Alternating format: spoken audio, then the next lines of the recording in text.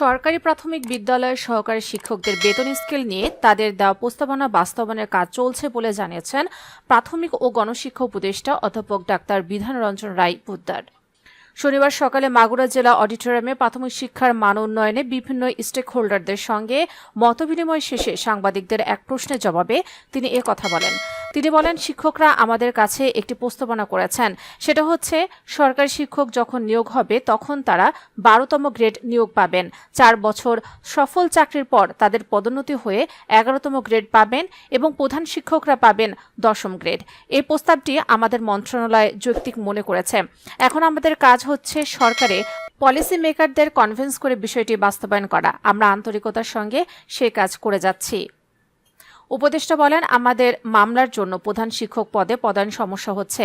আমরা আশা করছি দ্রুত এ সমস্যার সমাধান করা হবে। তখন প্রধান শিক্ষক পদে পদায়ন হলে অনেক পদ খালি হবে। সারা দেশে একটি বড় সংখ্যক সরকারি শিক্ষক নিয়োগ হবে বলে জানিয়ে গণশিক্ষা উপদেষ্টা বলেন, শিক্ষক নিয়োগের বিধিমালা প্রায় পাশ হয়ে গেছে।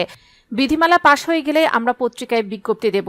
মাগুরা জেলা প্রশাসক ওহিদুল ইসলামের সভাপতিত্বে অনুষ্ঠানে প্রাথমিক শিক্ষা অধিদপ্তরের অতিরিক্ত পরিচালক মোহাম্মদ আতিকুর রহমান, খুলনা বিভাগীয় উপপরিচালক ডা শফিকুর ইসলাম অন্যরা উপস্থিত ছিলেন।